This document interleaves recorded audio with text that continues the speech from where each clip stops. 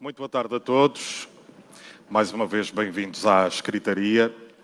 Para mim, estar aqui na Escritaria tem um significado particularmente especial porque fez este ano 20 anos que fiz neste mesmo edifício, ainda uma semi-ruína, um primeiro festival literário e, portanto, é com uma espécie de sentimento de regresso a casa que aqui estou e a reconhecer uma série de caras que já não via há muito tempo e ter a sensação que, ao contrário de mim, por eles o tempo não passou, estes 20 anos não passaram, porque estão todos na mesma.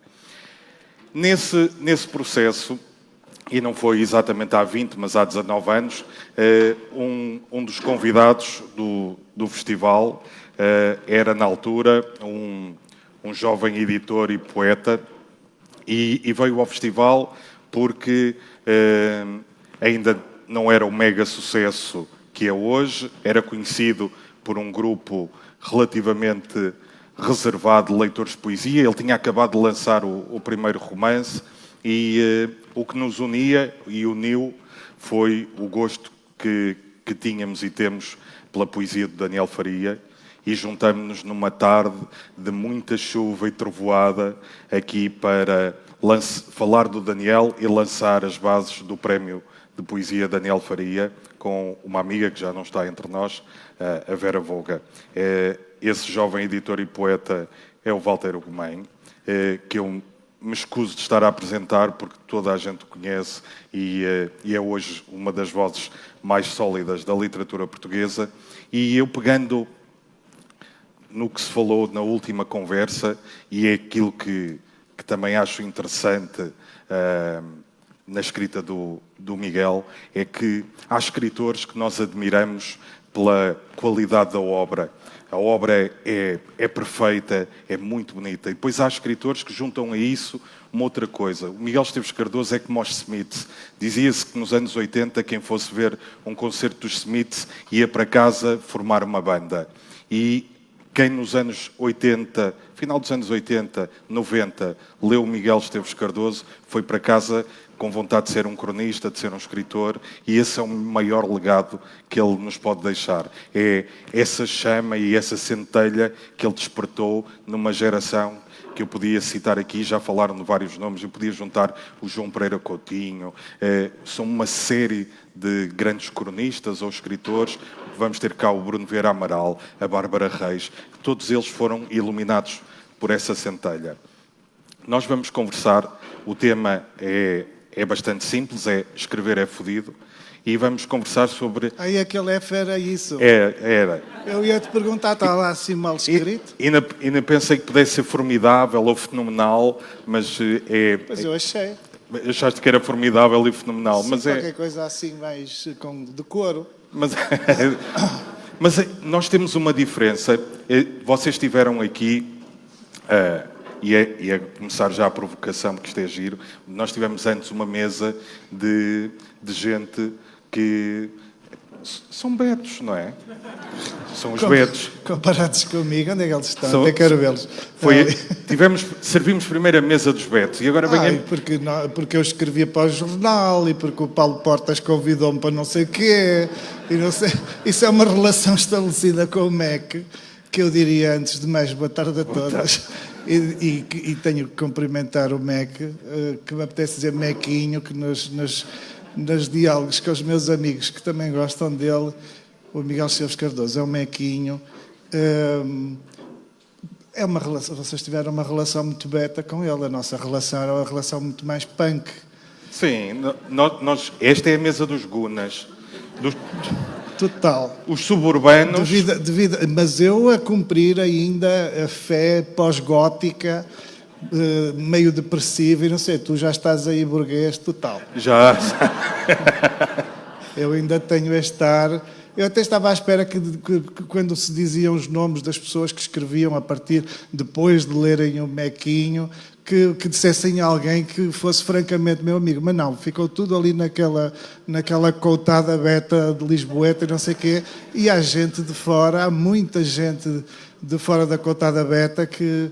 Aliás, eu até posso começar a dizer já isto, assim, que eu acho que a ideia do conservadorismo no Miguel Esteves Cardoso é muito complexa, porque enquanto cidadão e enquanto indivíduo que enfrenta a política, sim, pode haver isso. Mas como escritor, se ele fosse conservador e estivesse satisfeito com o que há, com o que havia, jamais seria o escritor que é, porque o que ele representa é exatamente uma ruptura completa com o conservadorismo que existia antes. E porquê é que nós gostávamos dele? Assim, porquê é que ele era para mim, para a minha geração, porquê é que ele se coloca como fundamental? Porque ele trazia uma inteligência, ou trazia uma malcriadice inteligentíssima.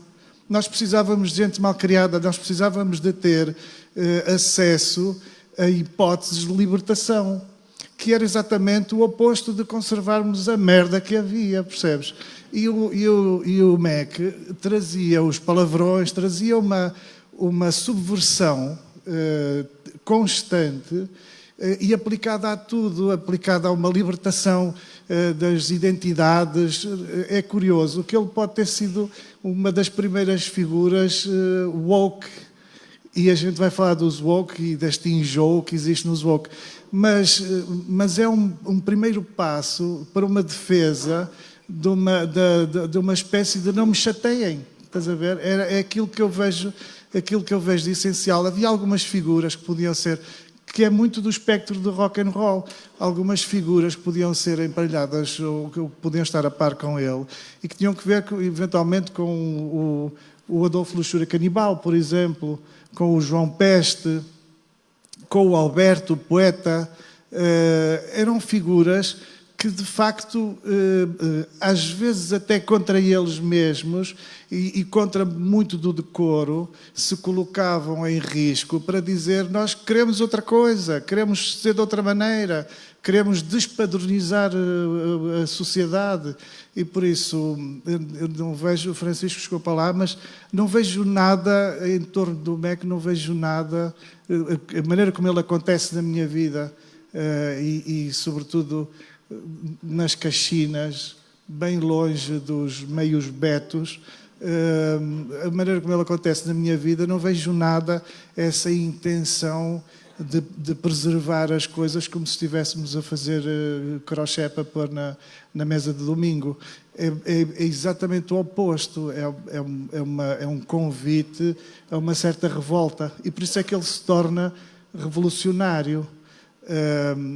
É muito corajoso, por exemplo, quando a revista Capa aparece, que eu julgo que sai talvez em 91, eu estou a fazer 20 anos, o primeiro número julgo que é de 91, estou a fazer 20 anos, estou para aí no primeiro, segundo ano da faculdade, segundo ano, e a revista Capa cai em cima da minha geração como uma Nossa Senhora que nos aparece, percebes? É assim, ela deflagra nas nossas ideias como uma coisa que se torna muito sagrada. E porquê? Porque ela vem nos comunicar, vem nos informar, vem debater a contemporaneidade sem poeira, sem aquele pó enferrujado do antigamente. Quando há a coragem, por exemplo, de se colocar na capa da revista, julgo que era o Rui Chafes, e se diz: este homem é um gênio, e o Rui Chafes na altura era um catraio, é de uma bravura não esperarem para assumir aquilo que está a acontecer, nem esperarem para verem, afinal, o que é a contemporaneidade, que, na verdade, não tem nada a ver com conservar o que já havia, tem que ver com descobrir o que ainda não havia, que era o Rui Chafes, que não havia paralelo para o Rui Chafes no que estava a ser feito anteriormente. E, por isso, para mim, o MEC é isso, é de facto do foro do rock and roll. Há bocado dizia-se, o Francisco dizia isso, é do foro do rock and roll exatamente por ser uma perturbação no conservadorismo e naquela mesmice bacoca, parola, santeira. Eu também tenho os meus santinhos, mas eu não os imponho a ninguém. E pronto, e por isso, eu não sei porque é que te estou a dizer isto, mas como veio de embalo, sabes que, como veio do embalo da conversa anterior, estava ali e parecia que pronto. Não, agora... mas é bom porque nós suburbanos, e eu nasci num meio pobre, e vou explicar isto agora ao Francisco e à Carla, nós os suburbanos, todo o nosso divertimento invariavelmente acabava em porrada e em confusão. Eu não, que eu era lingrinhas. mas no meu meio acabava... Mas eu adorava. Se sempre alguém de repente tomasse uma atitude mais coisa, eu via. E o Miguel, ler o Miguel naquela altura, para mim, tu escreves o prefácio deste livro, que é Como é Linda a Puta da Vida, que é uma carta de amor ao Miguel, e que falas exatamente disso, de ser das Caxinas, de gostares de Cocteau Twins, onde à tua volta só se ouvia coisas escabrosas e coisas feias, e não é um ambiente propriamente muito beto, muito bem, muito direitinho. São ambientes e onde eu também vivi. É o ambiente da pura sobrevivência, não é? E onde as pessoas não acedem, ou dificilmente acedem, sobretudo assediam, não é? Hoje existe um parque automóvel nas Caxinas, não é? Quando era miúdo, havia meia dúzia de carros, as pessoas não tinham carros, iam a pé para os hospitais, as pessoas passavam mal e carregavam-se umas às outras para o hospital quilómetros, percebes? E às vezes quem tinha carro e via as pessoas a carregarem os outros notoriamente doentes, davam boleias e muita gente nem sequer aceitava porque tinha medo que fôssemos não sei o quê, que se levasse as pessoas para serem abduzidas, percebes? Isso era uma realidade que não tem que ver com este conforto assim expedito, esclarecido, que nós podemos reconhecer à história de Lisboa desde há séculos, não é? A história das Caxinas é completamente distinta e por isso um discurso que eu até te vou dizer mais, assim, porque é que para nós o rock, aquela evidência do pop, a dada altura, faz muito sentido?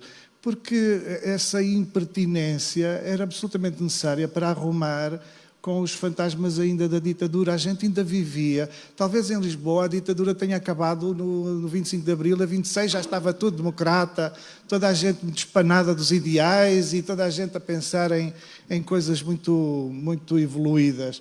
Mas em lugares distantes da capital e do poder, as mentalidades e até os poderes foram mudando muito devagarinho, a gente ainda ia, não sei quem, ainda nos mandavam fazer a Sinha Vénia quando passava ao padre, mesmo que a gente não gostasse do padre, tínhamos que passar assim na rua e depois o filho da mãe do padre estava sempre na rua.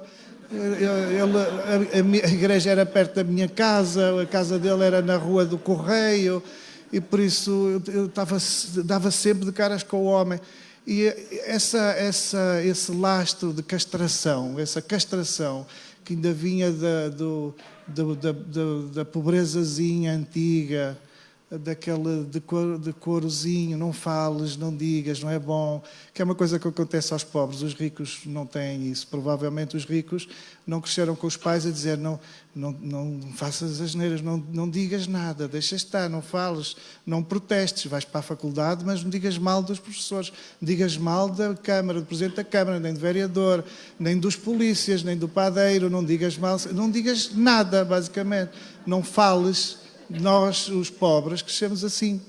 Não faças, porque se des barraca, se acontecer algum problema contigo, a família não tem o que te fazer. Nós não conhecemos ninguém a quem meter uma cunha para te safar. E por isso, se te metes com um beto, se dizes mal de alguém que tenha minimamente que esteja betificado, sabes? Tu estás feito num bife e de repente termos o MEC a dizer umas coisas, a dizer uns palavrões, que é uma coisa que nas Caxinas nós dizemos assim bem, sem ser... Sai com gosto, sem não é? necessidade de ir à escola. Nós aprendemos... Ele estudou para dizer palavrões. Nós não, nós aprendemos assim na rua, aprendemos em todo lado. E, de repente, termos esse acesso aos palavrões e tudo, e poder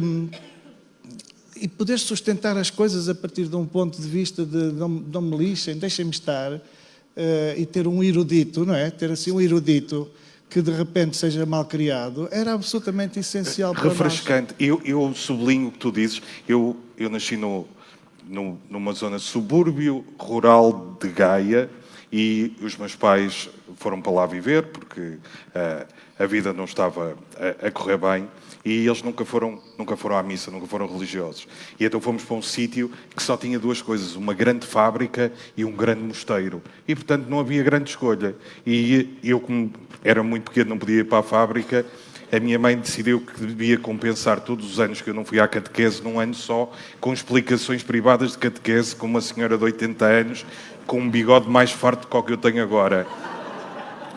Eu fiz Era não binária. Era. Houve. Eu passei tardes infindas a treinar a genuflexão na sala dela. Eu ia, ela dizia, o corpo de Cristo. Eu ajoelhava, voltava para trás e repetia aquilo. Tenho uns músculos nas pernas incríveis. E quando chegou a primeira comunhão, como os meus pais não iam à igreja, eu fui sozinho. E fui como vestia ao domingo. Fui com os calções, uma t-shirt rota, e estavam tudo aquilo. Era uma avenida enorme, cheia de noivos e noivas de 9 anos, e eu com aquela roupa.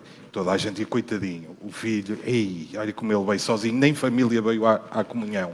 Resultado, quando cheguei a casa, a minha mãe soube na segunda-feira que no domingo tinha sido a primeira comunhão, ele veio uma coça logo para aprender como Deus manda. E portanto, era um ambiente duro e era um ambiente difícil. E o Miguel, de repente, traz-nos alguém que é o que tu dizes, diz umas asneiras, é rock. Aquilo não era suposto escrever-se assim, não era suposto ler-se aquilo, uma crónica a falar sobre o nome do sexo no homem e na mulher. Família. Eu lembro-me de uma crónica genial dele, em que ele compara a família à máfia. Na família tudo se passa como na máfia. A mãe dorme com o pai para conseguir dele não sei o quê. As mães, todos nós sabemos que as mães, em princípio, não querem dormir com os pais. É absolutamente escabroso que as mães durmam com os pais, não é? Claro. Mas, de repente, sujeitam-se àquela humilhação obscena, uma coisa nojenta, para eventualmente o pai deixar a filha sair no sábado à noite ou para comprar uma bicicleta para o miúdo, percebes? E depois o filho saca uma nota sem o pai saber, há roubos, há de tudo. Mas esta coisa, sobretudo, do abuso sexual, assim, da coisa sexual, é a coisa que mais me impressiona. E não fui eu que disse, foi o Mequinho. O Mequinho é que diz estas coisas. Mas para vos dar um exemplo concreto, quando era miúdo, por exemplo, durante um inverno, as coisas eram tão difíceis que nós, as crianças, sabíamos que as coisas eram difíceis e adequávamos-nos a isso. Por exemplo, eu não abria a boca para pedir aos meus pais nada.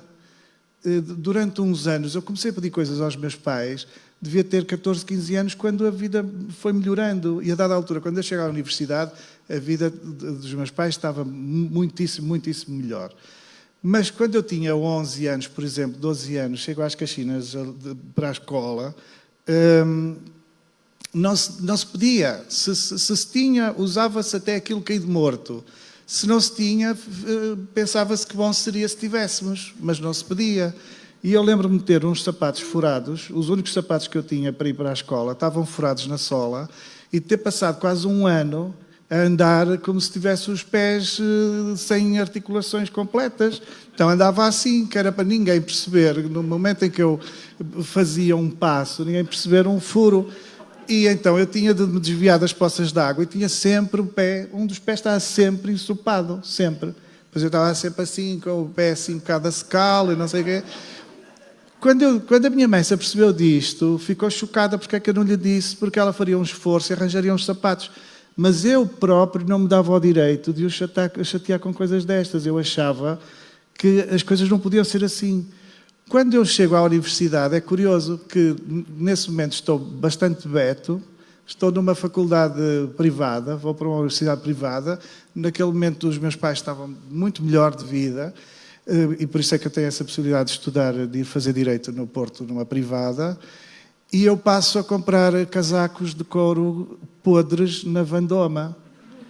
E com um orgulho enorme daquela podridão.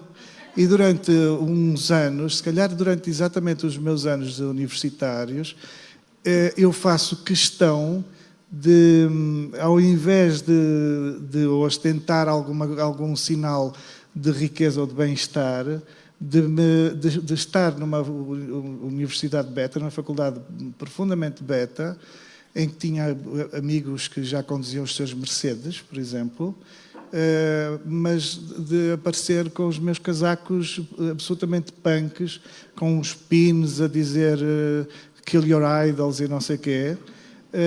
Mas isso tinha muito que ver com o impacto da capa, sobretudo da capa, o impacto da capa em mim. E depois dos romances, não é?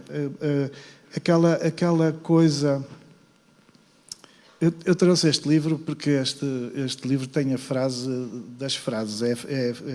Não é a frase do ano, é a frase do século. Que eu anotei aqui. 164. Enquanto procuras isso, falaste de roupa, isso dos sapatos não tive, mas usávamos camisolas tricotadas pelas nossas mães, pareciam em arame farpado, que a gente vestia aquilo, picava, e primeiro que passassem na cabeça era uma dor de cabeça. Eu sentia sempre que me ia esgaçar as orelhas. E a primeira vez que vi uma fotografia do Miguel, a sensação que tive foi, olha, ele também usava camisolas como as minhas. Também se lixava. Na página 164 do Cemitério das Raparigas, ele diz assim, o narrador, não podemos responsabilizar o MEC por isto. As raparigas, com ar de precisarem mais de uma amputação de anteperna do que de uma fodinha, são as mais atraentes. Esta é a minha frase favorita do MEC. Porque destrói tudo. Isto destrói qualquer peneira. Assim, todas as peneiras que as pessoas possam ter vão completamente abaixo com isto. Por isso é que eu tenho muita dificuldade em falar de conservadorismo quando se fala do Miguel Esteves Cardoso. Porque é o oposto. Isto é a destruição do politicamente correto, é a destruição do woke, é a destruição de tudo. É uma libertação pura. Percebes? A partir daqui, tu podes ser de esquerda, podes ser de direita, podes ser exatamente o que tu quiseres. E se não tiveres entendido isso, és muito burro. Percebeste, Tito? Não me enerves. Não, está fora de questão. Mas isso eu sinto que a tua escrita também tem esse lado que tu gostas, em muitos momentos, de ir e dar um chute na situação. E num texto que parece que está a ir num sentido, tu de repente fazes um desvio e dás um chute em tudo. Sim, o Miguel ensina muito isso. O Miguel tem uma coisa que é muito pragmático a escrever, muito claro, as coisas despacham-se assim como se fossem quase guiões para o cinema, com as falas, os diálogos muito explícitos, muito secos. É muito pragmático, assim, parece que está esclarecido em relação a todas as coisas da vida, como se estivesse perfeitamente entendido e que pudesse entender exatamente a lidar com a dúvida, com os impasses e aceita tudo isso. Só que depois faz uma coisa brilhante, que é muda de atmosferas dentro do livro. Por várias vezes nos romances, é muito fácil ver isso, que são textos de fôlego, não é? De maior fôlego. Por várias vezes estamos no meio daquele atrapalho em que os homens e as mulheres lá se debatem, lá se discutem, é quase sempre uma questão de relação amorosa entre homens e mulheres, que é sempre uma atrapalhada e metem sempre muitos cornos, mas de repente há assim uma espécie de mudança de temperatura e abre-se uma poeticidade, por exemplo, absolutamente avassaladora, de esplendor, de escrita, elegância, inteligência, surpresa no uso dos vocábulos, em que tu tens a sensação, e a literatura serve para isso, serve para de repente te dar a sensação de que estás a ler a verdade. É uma verdade, mas subitamente está tão certo, aquilo está tão certo, é tão adequado no livro, a lógica que ele vem desfiando é tão inteligente que de repente tu tens ali uma apneia, percebes? O mundo para, há uma suspensão de todas as coisas e tu estás na pura inteligência, porque te parece que estás diante da verdade, percebes? E isso acontece em todos os livros, em muitas crónicas, mas as crónicas são textos mais breves, em que normalmente vivem dessa graça imediata, da força de uma frase imediata. Mas os romances, eu admiro muito os romances, porque os romances permitem-te isto, esta coisa que de repente afunda e retira-te de tudo e oferece-te a impressão de que estás diante de uma coisa sublime, sabes? Este livro, eu acho que nós todos nos queixamos. Eu, por exemplo, é a segunda vez na vida que eu vejo o Miguel Esteves Cardoso pessoalmente, já o tinha visto uma vez. E eu sei porque é que ele desaparece. E eu acho que é na página 39 que ele explica.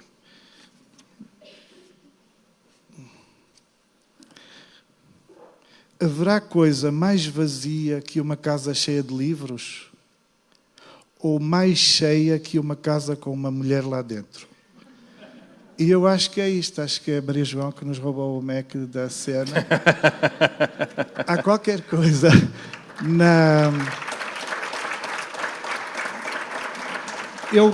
a minha casa está cheia de livros, por isso é que eu estou à vontade para citar isto.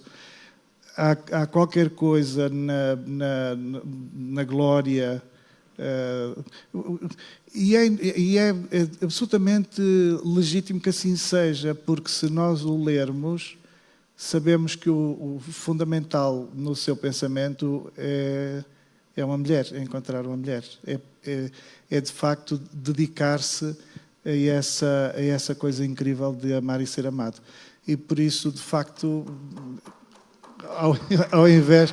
Nós hoje estamos aqui a celebrar os livros, mas eu acho importante que, ao celebrarmos os livros, percebamos a todo o tempo que os livros também só nos interessam, só nos devem interessar se nos conduzirem a alguém. E acho que foi isso que aconteceu ao Mac. Eu agora estou assim, só falta aqui uma bola de cristal e adivinho coisas. Mas pronto, Olha, quis dizer isto. Enquanto os convidados da mesa anterior percebiam o que era o estilo, a voz própria, lendo Jeffrey Bernard ou Oberon Waugh, nós tentávamos decifrar o que é isso de um estilo, porque não tínhamos tão evidente na imprensa portuguesa alguém tivesse um estilo, uma marca que, independentemente do texto estar assinado ou não, nós líamos e sabíamos quem era. É esta pessoa. Essa leitura ajudou-te a encontrar também a tua voz, o teu registro? Não me ajudou nada, fez-me confusão. Então eu lia, o Mac queria ser como o Mac, só me atrapalhou, porque o que acontece? A gente fica ali, pigonal, até a imitar as graças, a dizer palavrões, também vou escrever palavrões, e isto vai ser fixe. E não é o pior dos engodos. O que é que importa? Importa é perceber que ele se libertou, e da mesma maneira que ele se libertou, eu precisava de me libertar também. E isso aconteceu lentamente, com o tempo, e se é que aconteceu, não é? Mas isso viria mais tarde, ou pelo menos algum conforto na escrita vem muito mais tarde. Mas eu lembro-me que a leitura do Miguel Esteves Cardoso, que tem que ver com algumas coisas da altura, eu acho que o Esteves Cardoso faz acontecer nos seus textos, se calhar até antecedendo o Bret Easton Ellis, mas faz acontecer nos seus textos um bocadinho a libertação que Bret Easton Ellis traz no Menos que Zero. Que é essa coisa de repente haver aquele atrapalho nas relações, as pessoas dormem umas com as outras, e que na altura podia ser uma cena lisboeta, mas caxineira não era. Não. Nas caixinhas ninguém dormia com ninguém, nem as mães com os pais, como eu já expliquei.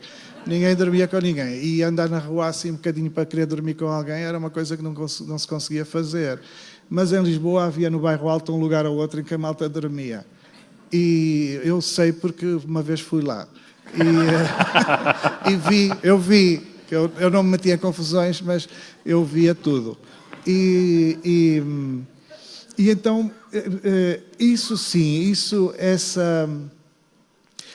eu acho que, ainda por cima para mim, que era um catraio a estudar Direito, era o que eu precisava, era de facto de criar um eco em alguma coisa que viesse da cultura, que era o mundo que verdadeiramente me impressionava, alguma coisa que viesse da cultura que corroborasse aquilo que eu procurava estruturar a partir de um curso de Direito, que era ter direito a ser de outra forma, ter direito a defender as pessoas que fossem de outro modo, ou defender as pessoas que simplesmente nem percebessem o que são ou o que têm de ser, mas se não estiverem a prejudicar ninguém, a incomodar ninguém, não podem ser incomodadas também.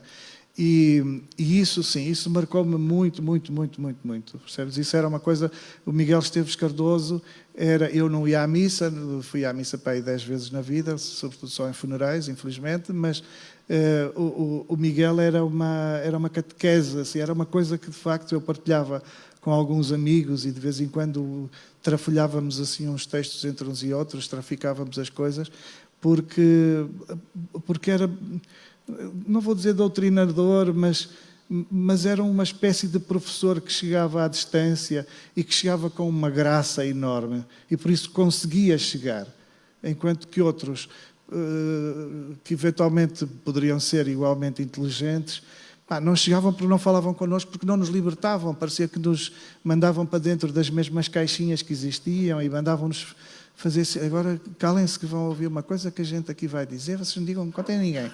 E o MEC era assim, olha, contem a todos, isto fazemos de janela aberta. Percebes? E ele falava connosco normalmente e sobre coisas que podiam ser comezinhas. Não, normalmente também não. Tu viste o MEC a falar ainda agora, não há nada de normal. Sim, é o chinelo atirado ao ar, é não sei o quê. Não há normalidade. O que existe é porque ele é completamente desconcertante, não é? E tu não consegues prever minimamente o modo como o pensamento dele vai resolver as equações, mas ele resolve as equações todas. Porque depois tem isso de impressionante. Ele arranja uma estratégia para chegar a uma conclusão sobre todos os assuntos. Se vocês tiverem qualquer problema, ele não precisa da bola de cristal, ele tem uma solução para vocês. Vocês depois, se forem inteligentes, põem em prática. Se forem burros, continuam a cometer o mesmo erro. Mas eu acho que ele explica a vida e soluciona a vida. Percebes? Eu acredito nisso e por isso eu, como acho que sou esperto, cada vez que apanhava os textos dele, solucionava os meus problemas a partir dos textos dele. E acho que é para isso que servem, Eu compraria os livros dele para resolver os meus problemas. Eu tenho-os todos em casa por causa disso. O primeiro livro de crónicas que tive do Miguel era um caderno, porque eu cortava as crónicas do Independente e colava nas folhas do caderno e ia fazendo o meu livro de crónicas. E juntei, porque depois fica um sarolo de folhas para lá metidas. Eu vou-te dizer, eu fui amigo de um cromo burro, orelhudo, feioso, que gostava muito do MEC. E eu fui muito amigo dele, fomos sócios aí numa coisa. E ele era mais novo e por isso ele não passou pelo MEC desde o início. E eu tinha as minhas capas todas, as originais. As que existem são todas originais, mas as minhas foram compradas uma a uma, ali à espera, porque umas vezes saía numa semana, outras vezes saía na semana seguinte, era um atrapalho aquilo, e irritava-me que às vezes ia todos os dias buscar a capa e a capa demorava. Uma vez chegou a atrasar 15 dias a capa. E eu tinha-as todas compradas uma a uma, tinha os livros, tinha não sei o quê. E por amizade àquele cromo que se apaixonou pelo MEC, como era mais novo, não tinha nada, eu dei-lhe as minhas coisas do MEC. E dei-lhe as minhas capas. Como é que é possível? Nunca mais darei nada a ninguém. É de ser um mão de vaca para o resto da vida. E dei-lhe as minhas capas àquele... Ainda por cima já não somos amigos, porque ele é burro, tem orelhas de burro e é feioso. E deixamos de ser sócios e não sei o quê. Se quiseres, eu sei onde ele mora, posso lá ir. Ainda mantenho muitos amigos nos subúrbios. Eu também sei onde ele mora, mas ele, olha, que se atole lá com as capas. Eu já comprei tudo no ALX outra vez. Olha, nós a semana passada estivemos juntos e na altura compramos o mesmo livro Eu comprei, tu como és um invejoso, foste comprar atrás. Exato, copio tudo. Que chama-se A Religião Woke, que é de um filósofo francês, o Jean-François Brodstein. Um conservador. E ele compara este movimento woke a uma religião muito derivativa de movimentos pós-protestantes e quase místicos. E E ao ler este livro, a dada altura, dava por mim a pensar que, se calhar, uma boa parte do que o Miguel escreveu, anos 80, 90, hoje em dia, cada texto daqueles daria uma polémica gigante no país. E ainda dão, é só pegar nele outra vez e lê-los direito, estão sempre. Estamos, e por aí o título também da nossa conversa, está a ser cada vez mais fodido escrever, nesse sentido. Está a ser cada vez mais fodido. Já tenho gente que me escreve, por exemplo, no Filho de Mil Homens, eu tenho uma personagem que é uma anã. E há dias um moço escreveu-me: Walter, adoro, é o meu livro favorito, é não sei o quê. Mas, por favor, você poderia mudar esta expressão para pessoa com nanismo? E há pessoa com nanismo no meio da rua e, de repente, foi atacada por um cão. E a pessoa com nanismo pensou: fode-me. Ah pá, não é possível. Oh, conselho, hoje estou a dizer palavrões. Esta coisa do woke, eu devo dizer-vos uma coisa. Eu acho que este gajo é radical, é um bocado radicalizado. A dada altura, sobretudo no que diz respeito aqui ao feminismo e ao racismo, ele às vezes é burro, pronto. Também deve ser feioso e deve ter as orelhas grandes. Mas a primeira parte do livro, assim, diria as primeiras 50, 60 páginas, é absolutamente brutal. A maneira como ele conta a formação, como ele cria a história do movimento woke, é absolutamente brutal. E alguns amigos meus já tiveram de comprar, alguns já compraram, porque eu obriguei a comprar. É absolutamente essencial ler as primeiras páginas, as primeiras 50, 60 páginas deste livro. Porque, olha, morreu. Porque, de facto, estamos a entrar num tempo em que, ao mesmo tempo que parece que a tecnologia vai euforicamente a caminho do futuro, estamos a ser conduzidos a duas hipóteses, nós enquanto gente, ou a um impasse em que ficamos a ouvir a música da Adele, que podia ser feita em 1950, ou então a ficarmos a irmos euforicamente com um movimento em que todas as coisas perdem os nomes, porque já nada é o que parece, e nós temos de perguntar às pessoas o que é que elas são àquela hora do dia, porque aquilo pode ter cambiantes com o dia ou com as estações do ano, e por isso estamos assim entre não é ficar parados, é regredir lá para trás para uma coisa que já nem é nostalgia, é mesmo uma vontade de ir aos valores que os nossos tetravós defendiam, e ao mesmo tempo, ou então irmos assim para uma espécie de rave contínua, em que estamos todos assim um bocadinho acelerados com alguma cena, não sei com o quê, mas eu não tomo nada. Eu não acredito que isso aconteça, mas tu, quando escreves, dás por ti a fazer quase um autopoliciamento e a dizer assim, será que isto... As minhas personagens são mal criadas e vão ser mal criadas e erram, e por isso é que eu escrevo sobre elas. Se fossem perfeitinhas, secava-me, não escreveria jamais. Por isso são gente torpe, tenho muito pouca gente verdadeiramente virtuosa nos meus livros. São pessoas normais, eu acho que as pessoas normais são torpes. Eu acho que se vocês são, por exemplo, normais, eu acho que vocês devem ter muitos problemas também e ser esquisitos. Eu acho que as pessoas são esquisitas e acho que a normalidade é ser esquisito e por isso escrevem-se os livros para debater a esquisiteza, não é? E há uns tempos, um amigo meu, apetece-me dizer quem foi, o Rococeiro...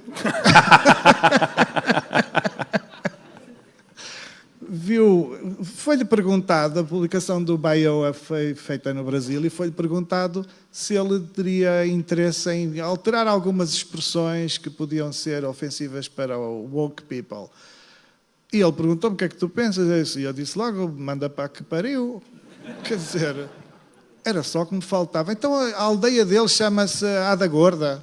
Como é que é? Gorda e feia. Nem é só gorda, é gorda e feia. A aldeia dele chama-se Gorda e Feia. Vai mudar o nome da aldeia? Vai chamar o quê? Nova York. Que é para não ofender ninguém. Quer dizer, Paris. Não é possível levar isto a sério. Eu tenho muito respeito pelo que está em causa na geração woke. E se calhar o Miguel Esteves Cardoso também tem que ver com isso, e o meu sonho era esse. Eu tenho muito respeito e sonho com a libertação das pessoas, o que quer que elas sejam, pelas suas identidades e pelas suas raças, que é um conceito que está de regresso, que já tinha desaparecido e que está de regresso, mas nós não podemos pegar nos movimentos e transformá-los eles mesmos em opressores. Não podemos pegar no combate ao racismo e criarmos uma forma de excluirmos as pessoas todas, desde logo por esta coisa do pecado original, que é sermos brancos e imediatamente seremos racistas, porque a branquitude comporta esse pecado original. E por isso, o que é que eu acho? Eu acho que isto é um movimento que está descontrolado, mas que é necessário. Sim. Por isso, eu compreendo este movimento, eu estou solidário com muitas das coisas deste movimento, mas acho que ele chegou a um ponto fanático em que se descontrolou. E por isso está como uma máquina funcionando, uma máquina que continua a funcionar, mas que está escangalhada. Está escangalhada. Última pergunta, porque tem a ver com este momento e também o teu legado, que é o seguinte... O Teatro São Carlos vai entrar em obras e a última ópera que encenou foi a Madame Butterfly. E para quem conhece, a Madame Butterfly termina com ela a matar-se com a espada do pai, que também se tinha... Tu estás a estragar a spoiler, tu isso? As pessoas agora iam ver ainda por cima uma ela morre. Eu às vezes esqueço-me que é uma coisa tão recente e o pessoal pode ainda não ter visto. E portanto, fecha o ciclo e ela com a espada do pai mata-se, que é um sinal de honra no Japão. E o Teatro São Carlos decidiu que era muito violento fazer uma coisa dessas, então ela morre de ataque cardíaco. É sério? É sério. Isso é sério? Portanto, é sério. A Madame Butterfly, na última versão do Teatro São Carlos, chega à altura em que o senhor está Butterfly, e ela, em vez de pegar na faca e cortar-se, e cai para o lado morta. Santa Isto é uma traição ao Puccini, e o que eu queria saber é tu imaginas que... Eu despedia o diretor do Teatro Nacional. Depois já cá não estás... Despedia tudo. Que essa lógica de... o Walter escreveu isto desta maneira, mas isto agora não é aceitável. Não. Vamos mexer, vamos Não, querem ler, leem. Mudar. Não querem ler, não leem. Agora, se não querem, se querem mudar coisas, mudem lá na vossa casa, lá na vossa terra. Façam lá com os vossos livros, estraguem lá os vossos livros. Os meus livros ficam com os defeitos que eles possam conter, porque eu não sou... não vi o futuro, não sei como é que vai ser a consciência humana no futuro, não sei que bichos e que preconceitos teremos.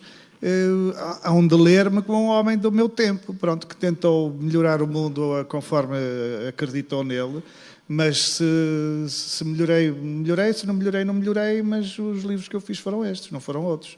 Se quiserem fazer livros, façam os vossos. Olha que caraças. Estou contigo. Pois, se quiserem estragar livros, estraguem os do Miguel. Os meus, não. Porra, os dele têm muitos mais palavrões que os meus. Os meus estão com poucos palavrões, até acho que estou muito bem educado nos livros agora. E o Miguel, não. Os livros dele têm sempre... Olha, até nos títulos é uma má criação.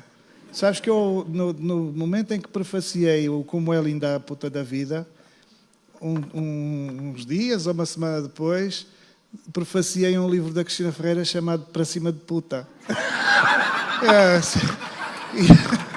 E eu penso, isto agora só me aparece putedo. Só me aparece putedo. Como é que eu vou ser levado como um escritor a sério se só me convidam para prefaciar coisas com estes títulos? Desde logo os meus sobrinhos não têm acesso, estás a ver? Agora já estão grandes, já podem ver o que o tio escreveu. Mas que até é complicado. Ver. E o meu prefácio não diz palavrões, estás a ver? Sou nada, mais educado que nada. ele. Eu estou aqui um bocadinho a abrir o livro como se fosse o padre a convidar as pessoas para a missa. Pronto, depois lá dentro da missa não é comigo. E é o que eu digo, estávamos a conversar um bocado, e para terminar, o interessante nestas questões geracionais, temos praticamente a mesma idade, é eu ler um texto teu, um texto do Pedro Mexia, sobre um disco, sobre um livro, que eu estava convencido que tinha sido importante por aquelas razões só para mim, e de repente descubro que foi importante para muitas outras pessoas da mesma maneira. E tu, no teu prefácio, falas de uma crónica que é, para mim, das crónicas mais bonitas que o Miguel escreveu, que é dirigida à Maria João, e que... As mais bonitas são todas da Maria João. Isso escusam também de é, ir ver e não sei o quê. Que é a carta a Deus, e é daqueles momentos em que tu lês o prefácio, chegas ao fim e dizes assim, vivemos realidades de base semelhantes, mas em sítios diferentes, com vidas diferentes, e de repente há qualquer coisa que te toca a ti e toca a mim da mesma maneira, e o grande segredo dele é que fez isso muitas vezes com a nossa geração Sem e com dúvida. outras, e criou em nós esse contínuo de referências. E, portanto, para mim, uma viagem de adeptos do Benfica ao estrangeiro será sempre como o Miguel a descreveu, que é fenomenal, e a ideia do adepto, quando entrou no avião, o encontrou lá sentado, cabrão, o que é que estás aqui a fazer? Para mim, aquilo há de ser sempre uma viagem de adeptos do Benfica ao estrangeiro. Mesmo boa viagem de Benfica é ir e não voltar. Exatamente. É para não terem bilhete de volta. Tito, poupa-me.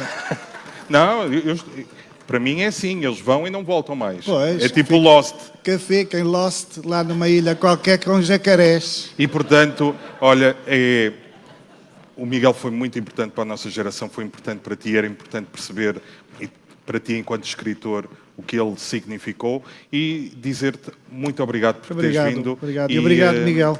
Muito obrigado. E obrigado, Miguel. Obrigado Já a todos. seguir... Muito obrigado.